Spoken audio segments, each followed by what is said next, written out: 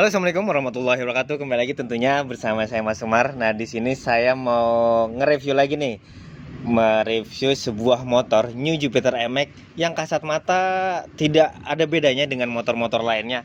Tapi di sini ada perbedaan atau apa ya? Dari sistem kelistrikan mungkin berbeda, dari sistem pengkabutan bensin juga berbeda. Nah, di sini saya dengan siapa berbicara? Dengan saya Aditya Gemilang dari owner MX Rotary. MX Rotary. Nah, apa sih yang berbeda dari MX New-nya ini dari motor lain-lainnya? Kalau MX New pada umumnya itu sistemnya masih karburator kan. Yang umumnya Ya, karburator. umumnya karburator. Saya menggunakan sistem injeksi. Injeksi? Sekarang, ya. Berarti motor ini yang tadinya lahirnya karburator menggunakan CDI berubah menjadi injeksi. Ya. Menggunakan TB berarti. Menggunakan TB, udah nggak pakai karburator lagi. Nah, itu kenapa sih perubahan? Kenapa dirubah dari karbu ke injeksi? Apa emang dari sistem perkarbuan kurang maksimal, mau dimaksimalin dengan cara lain yaitu dirubah injeksi, atau ada niatan lain? Sebenarnya penasaran aja sih, Mas. Penasaran. Ya, penasaran gimana sih rasanya motor karbu dirubah injeksi, perbedaannya apa sih gitu. Nah, saya nyoba akhirnya dan ternyata banyak perbedaannya. Banyak. Dan ini digarap sendiri atau lempar ke bengkel lain? Saya garap sendiri dari nol. Dari nol? Iya, betul. Untuk perubahan si karbu ke injeksinya ini? Iya, garap sendiri. Nah, itu part apa aja sih yang dipakai untuk perubahan karbu ke injeksi? Yang pertama partnya itu adalah dari sektor magnet. Lalu tangki fuel pump, kabel body, ECU, TB-nya juga. Ya. TB menggunakan 32. Ya. Berarti untuk bagian magnet itu yang dirubah apa aja?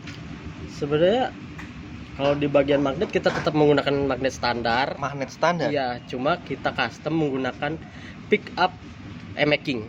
Berarti bagian atasnya yang apa, geronjol-geronjolan itu ya? Ya, pick upnya, tonjolan pick upnya kita rubah pakai emaking.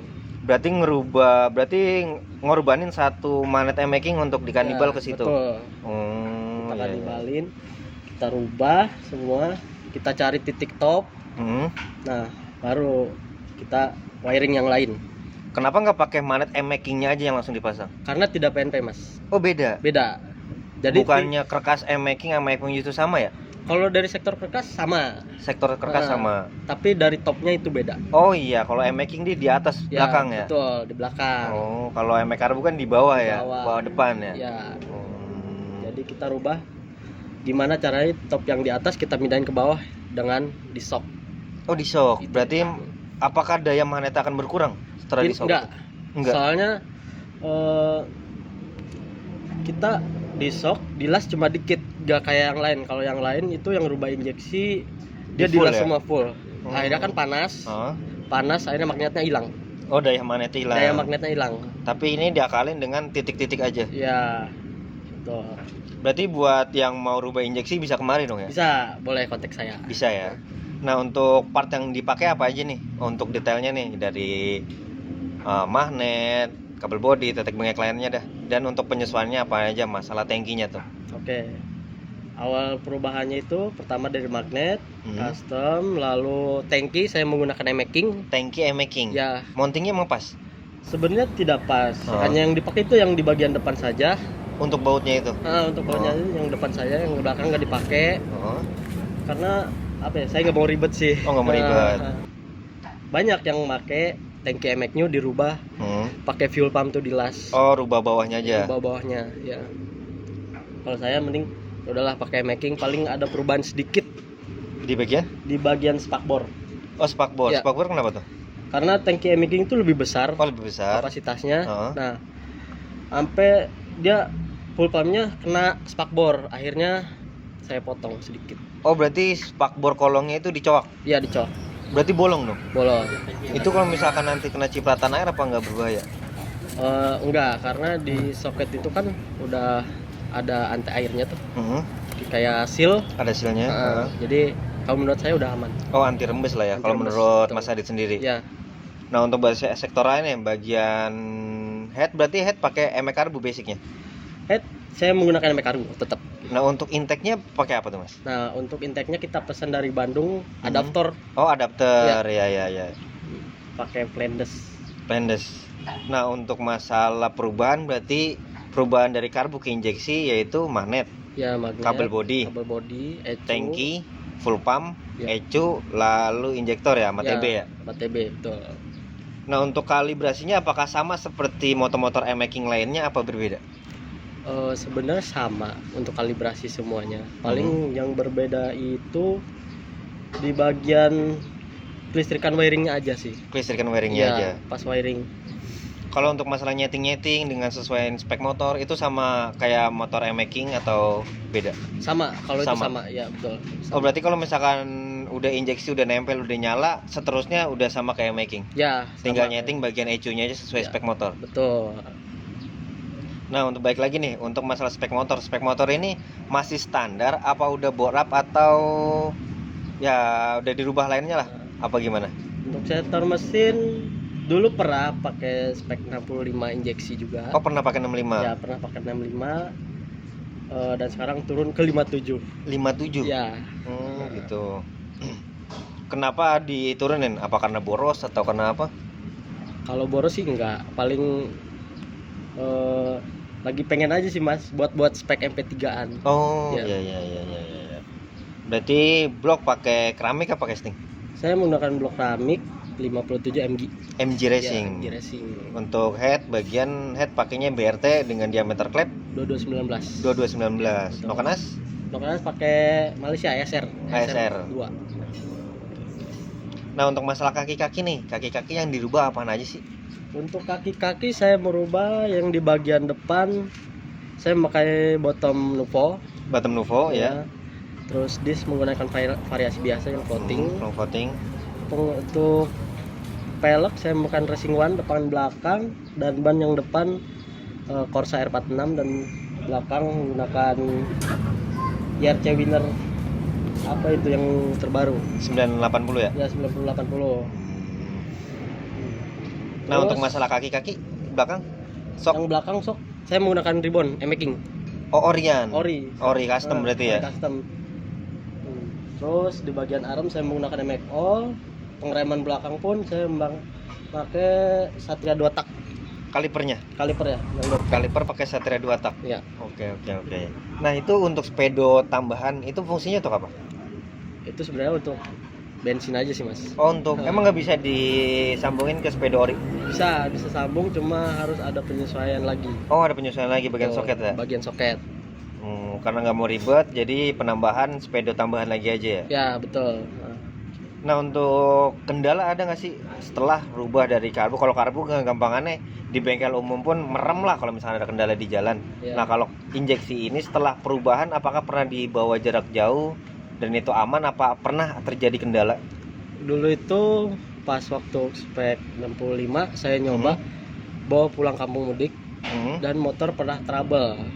Itu udah injeksi? Itu udah injeksi 65? 65. Terus?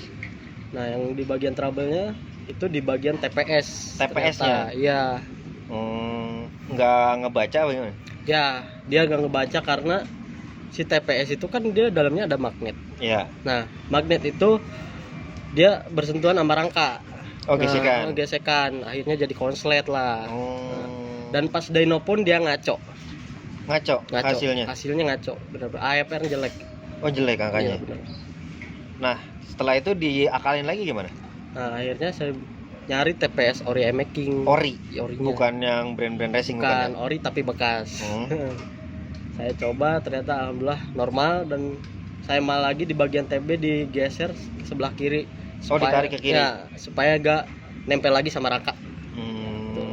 Menghindari gesekan berarti ya? Menghindari gesekan. Terus perubahan di ecu. Ecu pakai apa nih? Saya ecu pakai Juken 5. Juken 5 Ya. Pro. Apa ya? Yang turbo apa yang bisa? Yang dual band. Oh, dual band ya. Dual band basic. Mungkin nextnya saya pengen nyoba pakai RC Mini sih.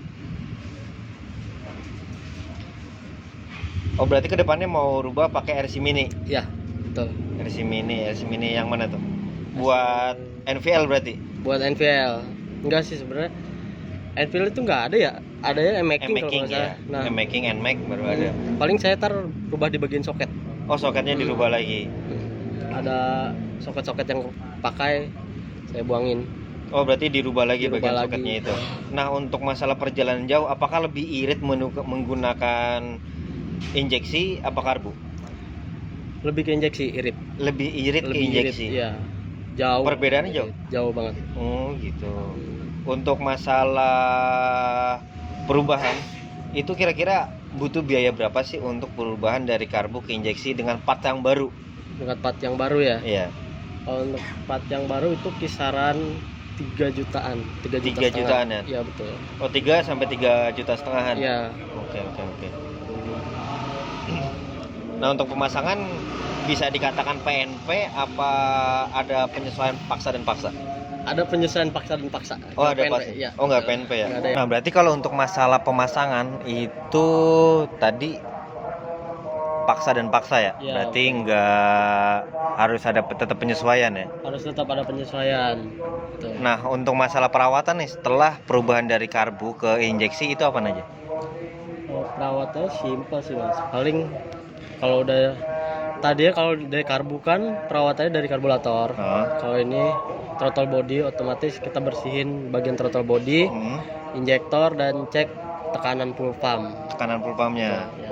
Berarti harus sering diimpus juga dong ya? Ya, kalau servis. Ya, kalau servis. Servis. Cek. Nah, untuk part yang nempel apa aja nih? Kayak underbone, knalpot, Untuk underbone saya menggunakan HRS, HRP ya? Ya, itu. HRP billet Billet, sama knalpot saya menggunakan leheran MP2 dan flow liner. rolliner. Ya. Nah, untuk pengereman nih yang depan untuk master rem Saya rem menggunakan KRS, KRS. tapi saya ganti handle-nya menggunakan R25.